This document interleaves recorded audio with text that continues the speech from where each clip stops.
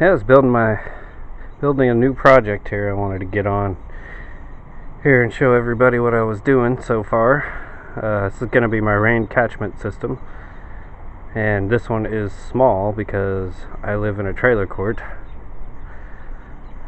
which sucks. I own my trailer, but I can't move it because it costs too much to move it. And land nowadays is expensive, so even if I could afford to move it, I don't have any land to put it on. Maybe in the near future. But what I got here is just one of those everyday ag tank, food tank, just like this one back here that I got back here.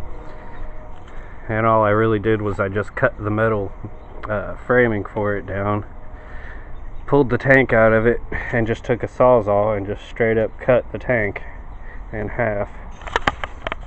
And you can see here, this is just two pieces put together. It's not glued down. It's just slipped down over the old one. I would have shown doing that before, but I was out of batteries for my camera, so. But what I got done so far is I got it cut down, and I got my overflow on it, which I just found this black tubing here at Lowe's. It was like 100-foot tubing for, I think, $13 is what I got it for, and it's black, which is awesome, so algae won't grow in it and stuff like that. And that's going to be the overflow, and that's going to lead out to the edge of my porch over here into this rock garden along the side of the porch. And the whole thing will slip right up underneath the porch there, so you won't even see it other than just the front part of it. I don't know, I was thinking about putting doors on the front here to kind of hide it a little better.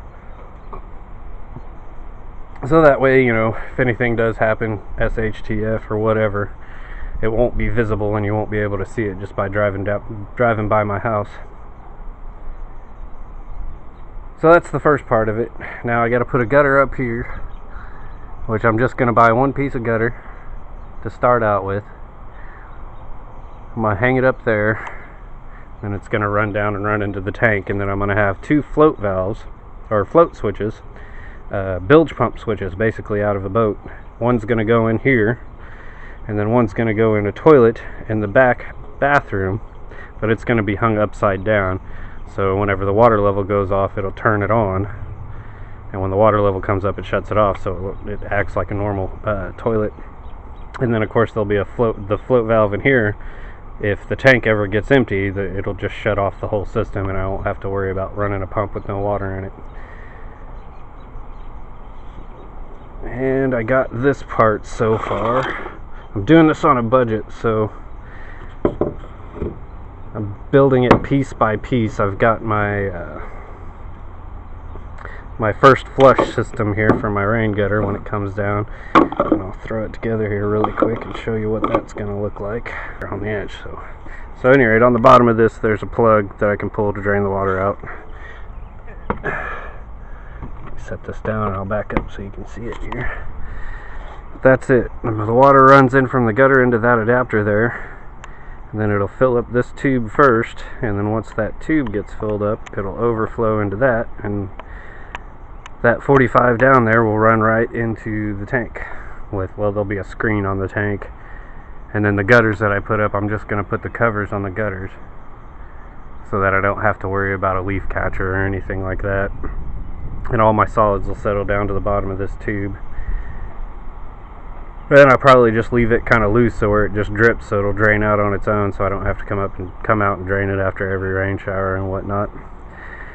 At any rate, that'll feed into that, and then in that what I'll use is chlorine tablets for pools. About once a week or whatnot, I'll come out and throw a little chlorine tablet in there. And that'll keep any bacteria from getting built up, or you can actually use bleach too, but it'll keep algae off of it. And of course the tank's going to be painted probably either brown or black so that the sunlight doesn't get into the water and grow more algae. And then of course I left the original valve on it, so that way if I ever have to drain the system, something happens, I can just pull that plug and it'll flush everything out of there, and then I can work on it. But that's it for now. When I get further along, I will make another video and show you how it's turning out.